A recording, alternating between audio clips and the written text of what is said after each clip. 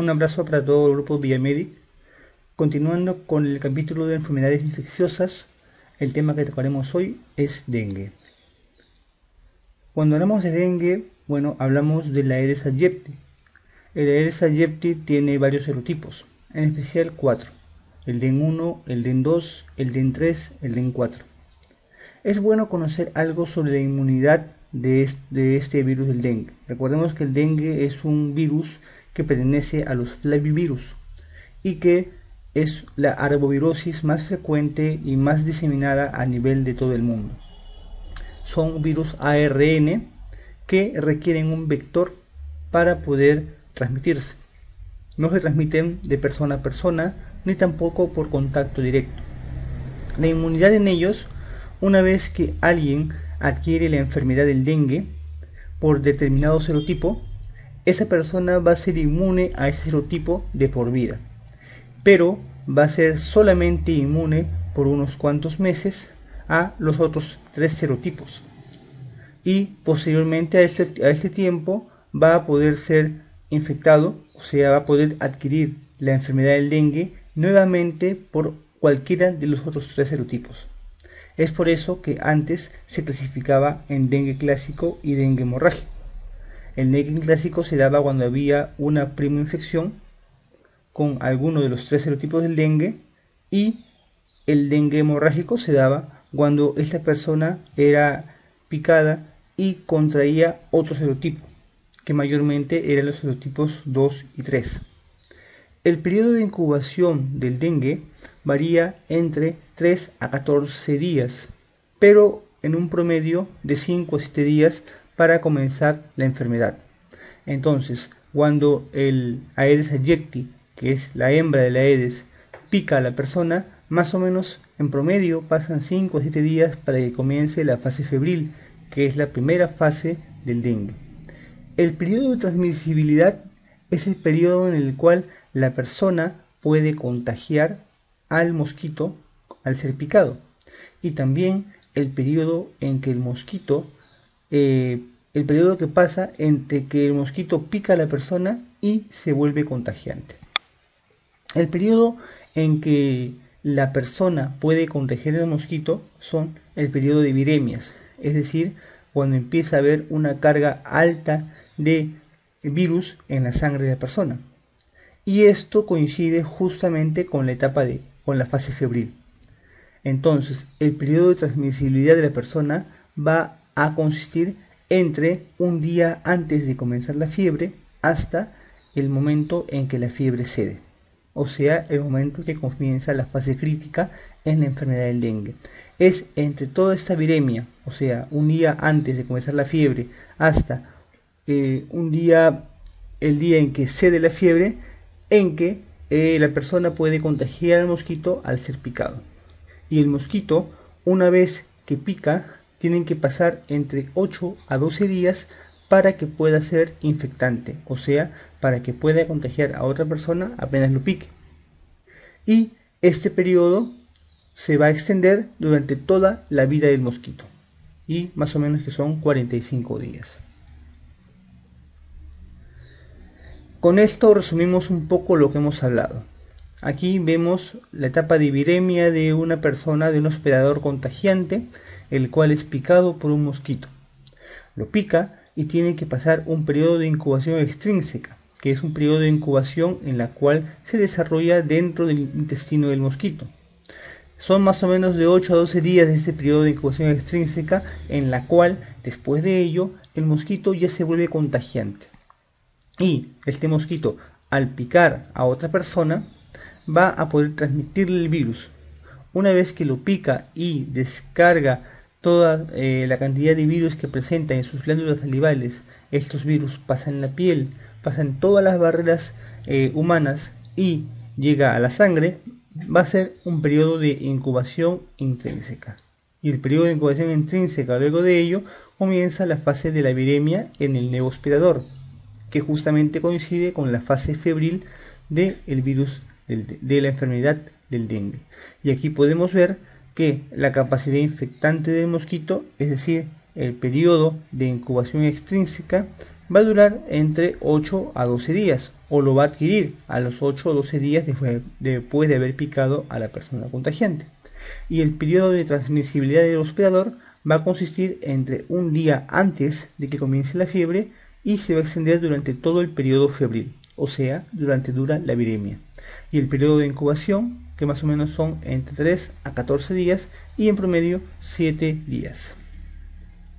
Y aquí es importante conocer la zona epidemiológica del dengue porque son muchas preguntas de examen. Básicamente a nivel de la costa norte y del Loreto van a estar distribuidos los 4 serotipos del dengue. Principalmente cualquier tipo de dengue te puede dar enfermedad leve o enfermedad severa, pero los más relacionados a ella son los virus D2 y D3.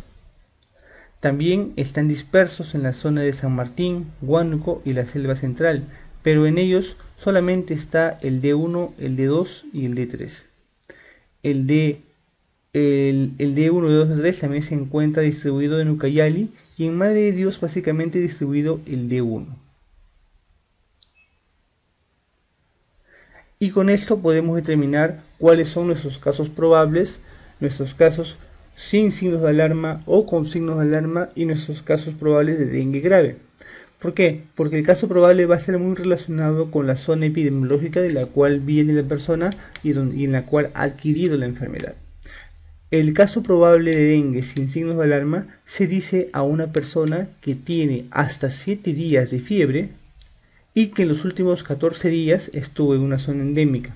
¿Por qué 14 días? Porque es el periodo máximo de incubación del virus del dengue. Quiere decir que hasta 14 días puede durar el tiempo de asintomático de una persona. A partir de ahí va a comenzar la fase febril. Esto asumiendo de que esa persona fue picada el último día que estuvo en ese lugar. Entonces, caso probable de dengue sin signos de alarma es una persona con fiebre hasta 7 días y que estuvo en los últimos 14 días en una zona endémica.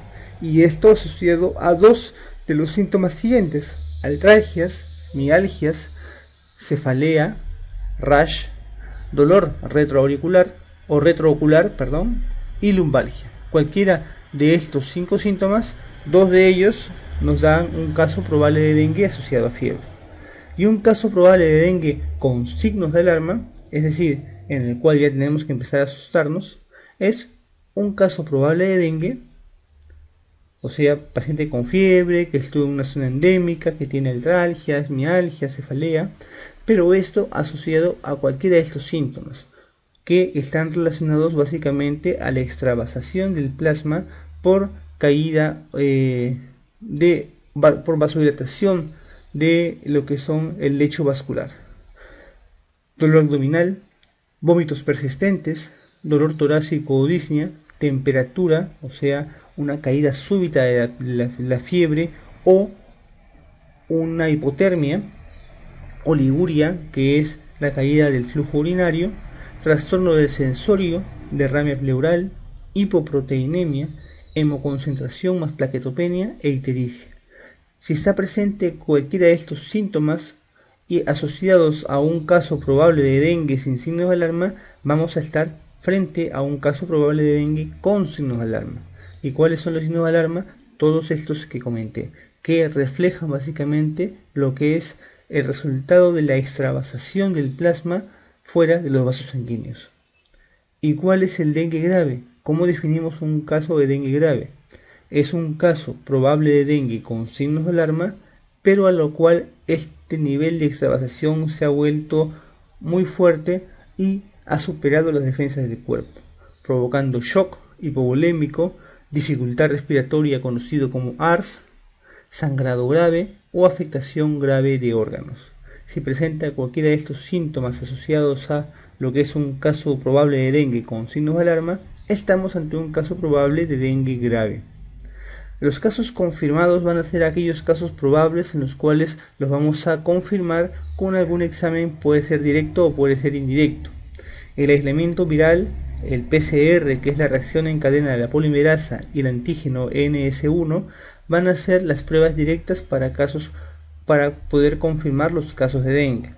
La serología, básicamente el IgM o el IgG, van a ser pruebas serológicas e indirectas con los cuales vamos a poder confirmar la presencia del virus o la infección. Un caso confirmado por nexo epidemiológico.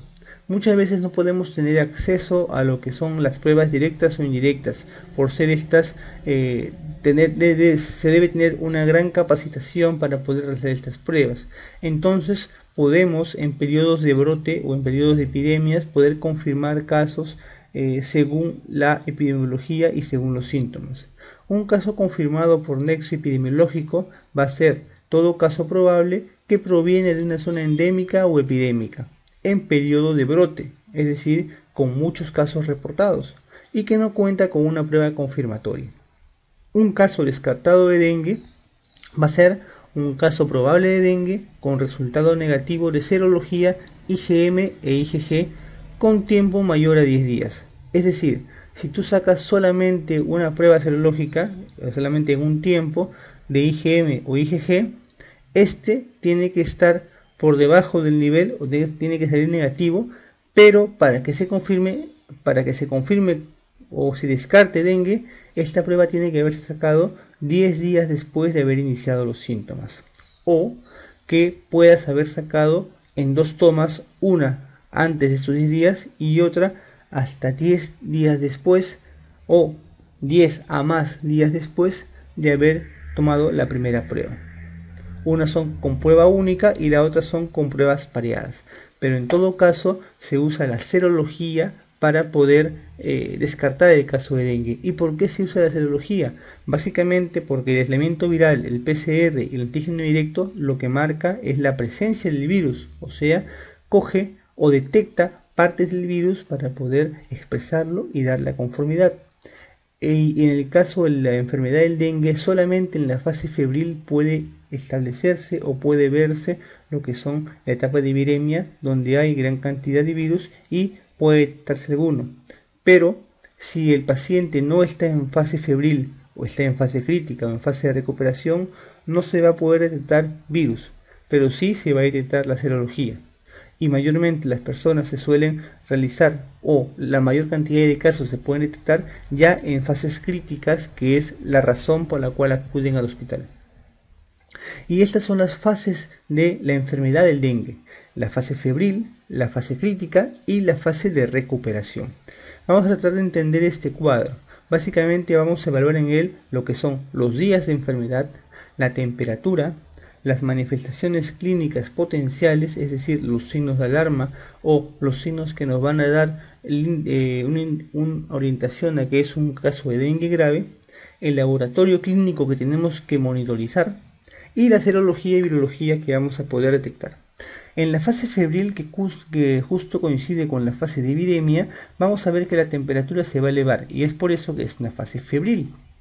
Esta fase febril, que es con aumento de temperatura, justo va a coincidir con la viremia, con el aumento de carga de virus del dengue en el torrente sanguíneo.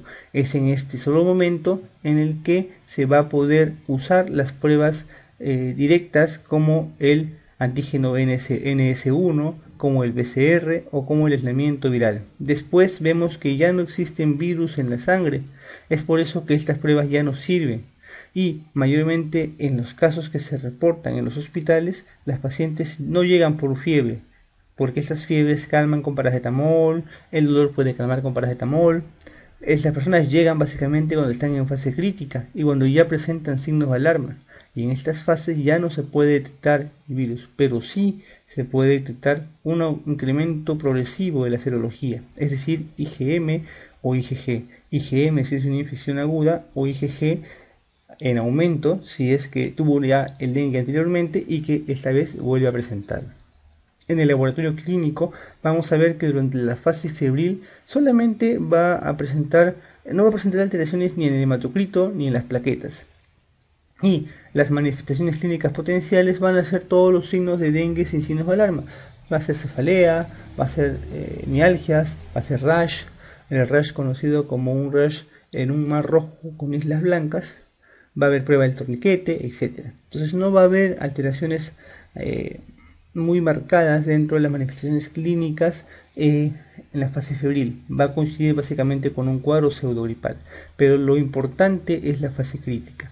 Una vez que cae la fiebre, es importante monitorizar al paciente porque la caída de la fiebre marca el ingreso a la fase crítica y esta fase crítica va a ser la principal causa de muerte en la enfermedad de dengue.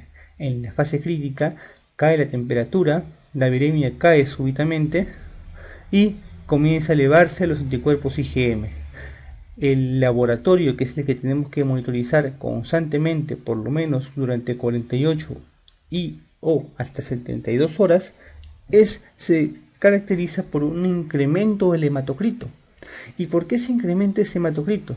Porque existe una marcada liberación de citoquinas que producen vasodilatación, distienden las células endoteliales y las separan para que pueda haber una extravasación del plasma. Caen las plaquetas por consumo. Pero una persona presenta trombocitopenia y presenta un aumento de más del 10% del hematocrito por encima del nivel basal. Y comienza lo que son las alteraciones de órganos secundarias a la extravasación. Puede comenzar el dolor abdominal, puede comenzar el trastorno del sensorio si esta alteración se da a nivel de las neuronas, puede comenzar la oliguria si se da a nivel renal, etc. Y esta fase justo coincide con la fase de los dengues graves, donde el paciente puede entrar a un shock hipovolémico si esta acción de las citoquinas se vuelve muy intensa, puede presentar síndromes de dificultad respiratoria conocidos como ARS, etc. Una vez que pase esta etapa, que dura más o menos de 48 y máximo 72 horas, la persona entra en fase de recuperación, en las cuales las plaquetas vuelven a elevarse progresivamente y el hematocrito vuelve a caer. En este momento la fiebre ya no existe, ¿no?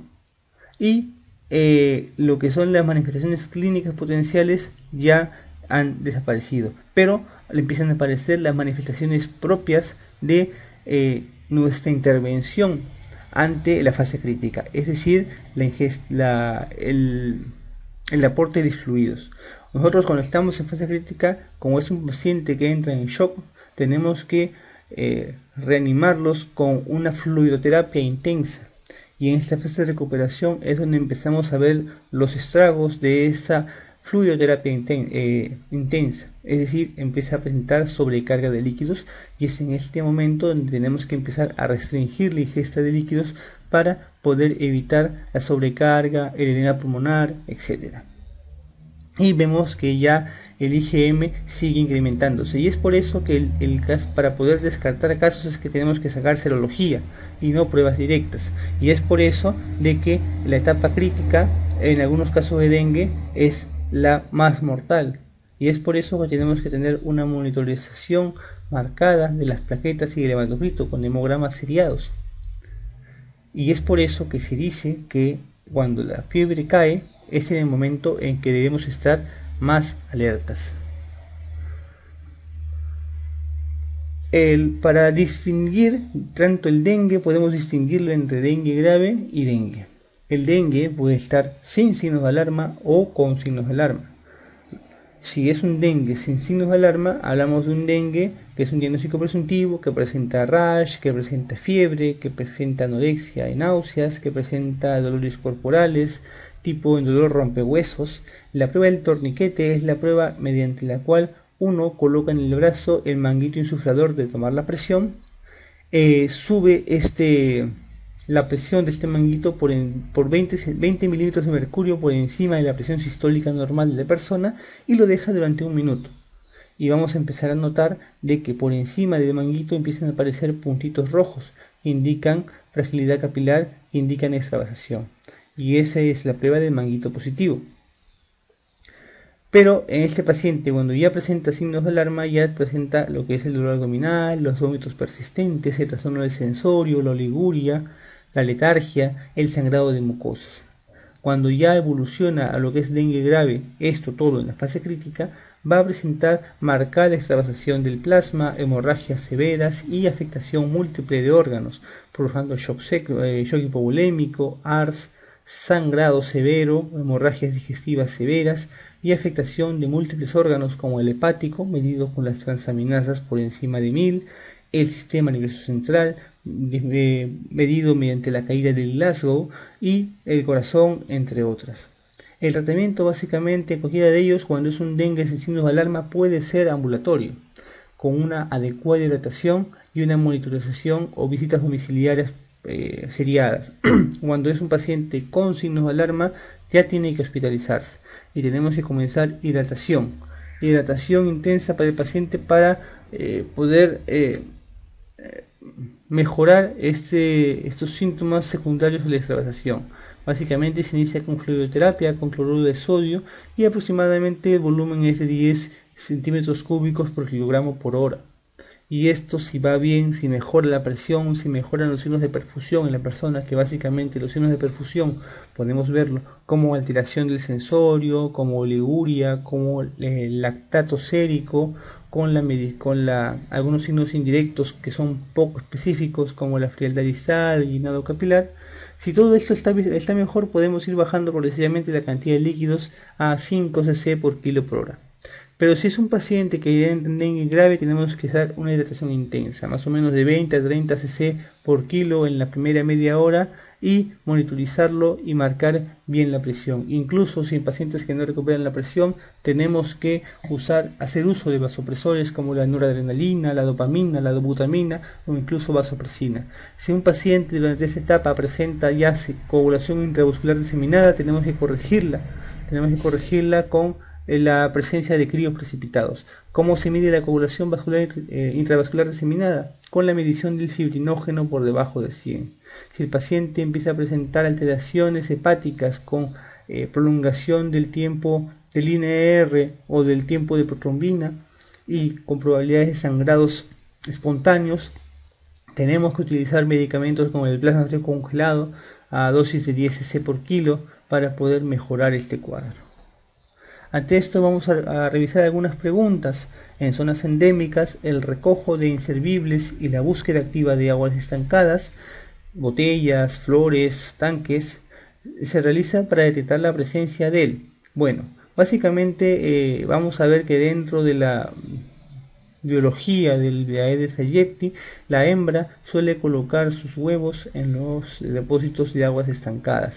Y esos huevos suelen eclosionar al cabo de algunos días y con ello podemos tener nuevos vectores que al picar a agentes susceptibles pueden transmitir el virus del dengue. Es por eso que acá el virus del dengue va a ser el encargado, ¿no?, de poder realizar todo este mecanismo de la pregunta. Los serotipos del dengue se reconocen por la variación de la proteína. Bueno, esa es una pregunta rebuscada, pero la clave es la E4, ¿no? El serotipo de este dengue, mediante a nivel de lo que es la proteína C4 que está en su cápside, va a poder variar y le va a dar los 4 serotipos que tienen de 1, de 2, de 3, de 4.